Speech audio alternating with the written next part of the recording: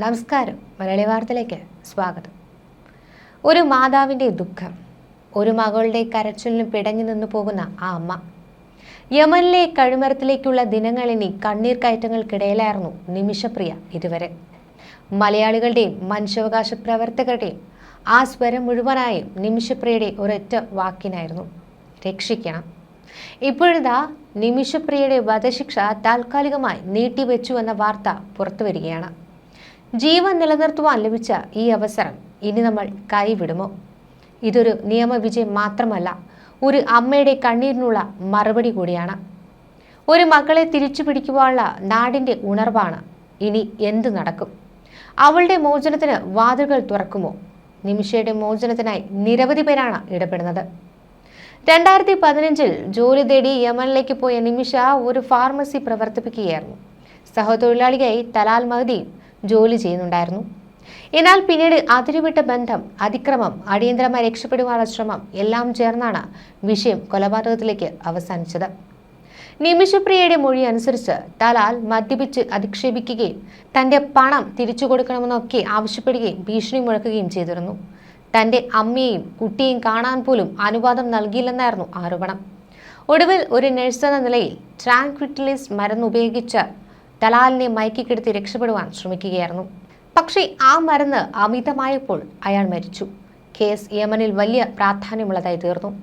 2021 വിചാരണ പൂർത്തിയായി. നിമിഷപ്രിയയ്ക്ക് വധശിക്ഷ വിധിച്ചു.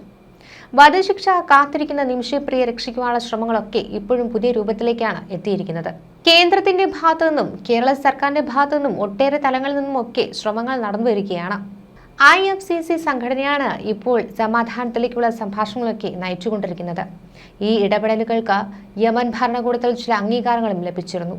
ഇതുകൂടാതെ ഇപ്പോൾ ഏറ്റവും വലിയ ആശ്വാസ വാർത്തയായി നിമിഷപ്രിയയുടെ വധശിക്ഷയ്ക്കുള്ള ഉത്തരവ് താൽക്കാലികമായി നിർത്തിവച്ചതായി യമൻ ആക്ഷൻ കൗൺസിലും വ്യക്തമാക്കിയിട്ടുണ്ട്. ഇത് തീരുമാനപരമായ മാറ്റമാണോ, അല്ലെങ്കിൽ അതിനൊടുവിൽ കൂടുതൽ സമയം കിട്ടുവാൻ വേണ്ടിയുള്ള താൽക്കാലിക നീക്കമാണോ എന്നതിലൊക്കെ വ്യക്തത വരാനുണ്ട്. നിമിഷപ്രിയയുടെ വിഷയത്തിൽ ഒരുമിക്കപ്പെടുന്നത് നമ്മളെ മനുഷ്യരാക്കുകയാണ്. ഒരു അമ്മയുടെ അന്ത്യനിരൂപണത്തിൽ ഒറ്റപ്പെട്ട നിമിഷപ്രിയയ്ക്ക് വേണ്ടി ഒട്ടേറെ മലയാളികൾ കൈകോർത്ത് നിൽക്കുകയാണ്.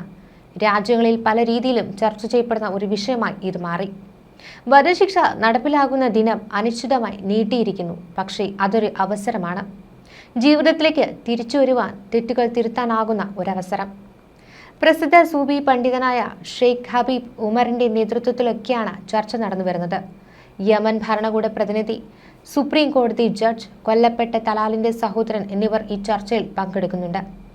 തലാലിന്റെ സഹോദരനുമായി ചർച്ചകൾ നടക്കുന്നുണ്ട്.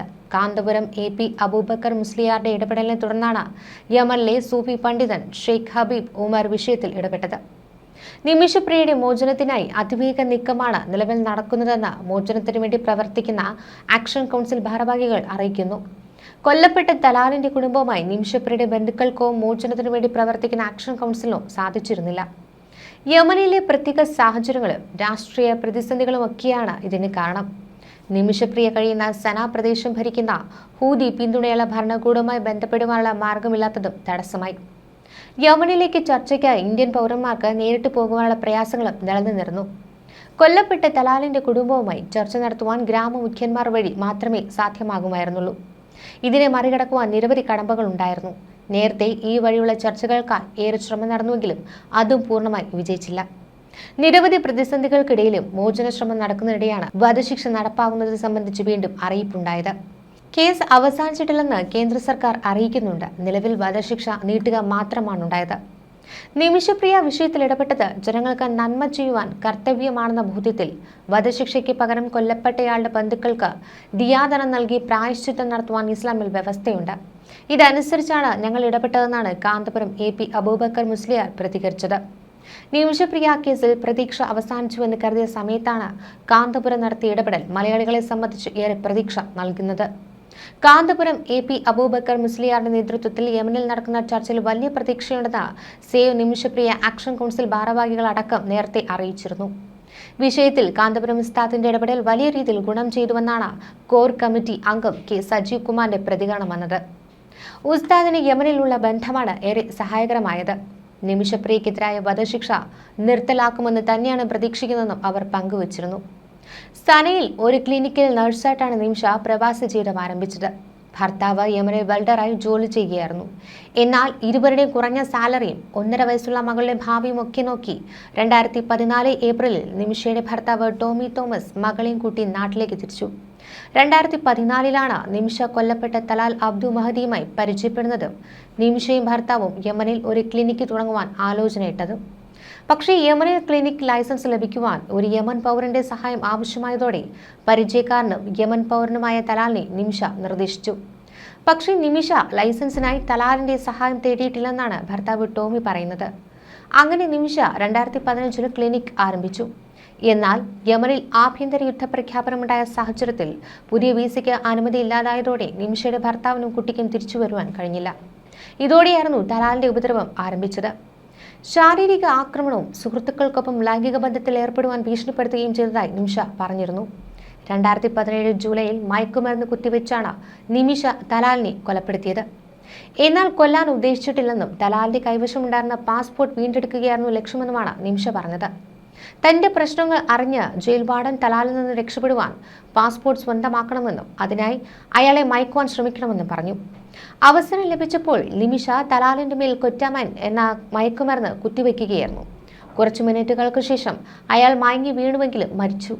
ഭയപ്പെട്ട നിമിഷ അവളുടെ സുഹൃത്തായ ഹനാനെ വിളിക്കുകയും തലാലിന്റെ മൃതദേഹം മാറ്റുവാൻ നിർദ്ദേശിച്ചതിനെ തുടർന്ന് മൃതദേഹം വെട്ടിമാറ്റി വാട്ടർ ടാങ്കിൽ ഉപേക്ഷിക്കുകയുമായിരുന്നു. കൊല്ലപ്പെട്ട തലാലിന്റെ നാട് ഹൂതി വിമതരായ ഇസ്ലാമിക ഗോത്രവർഗ്ഗക്കാരുടെ നിയന്ത്രണത്തിലുള്ള പ്രദേശമാണ്. കടുത്ത ഇസ്ലാം നിയമങ്ങൾ പിന്തുടരുന്ന വിഭാഗം കൂടിയാണ് ഇവർ. അതുകൊണ്ട് തന്നെ കൊലപാതകത്തിനേക്കാൾ കൂടുതൽ അവരെ പ്രകോപിപ്പിച്ചത് കൊലപാതക ശേഷം മൃതദേഹം വികൃതമാക്കിയെന്ന കുറ്റമാണ്. ദയാദാനം സ്വീകരിക്കുന്ന കാര്യത്തിൽ തലാലിന്റെ കുടുംബത്തിലെ 2 അംഗങ്ങളാണ് എതിർു നിൽക്കുന്നത്. ഈ 2 പേർ ഒഴികെ മറ്റുള്ളവരുടെ സമ്മതം ലഭിച്ചിരുന്നു.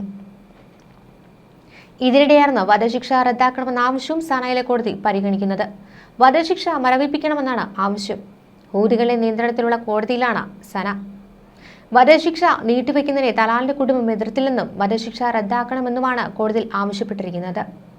നിമിഷയെ തൂക്കിലേറ്റുമോ അതോ ഒരമ്മയുടെ കണ്ണീർ ലോകം കാണേണ്ടി വരുമോ? ഇനിയുള്ള നിമിഷങ്ങൾ നിർണായകമാണ്. നിങ്ങൾ ഈ വിഷയത്തെക്കുറിച്ച് എന്താണ് ചിന്തിക്കുന്നത്? കമന്റിൽ പറയൂ. കൂടുതൽ വിശകലനവുമായി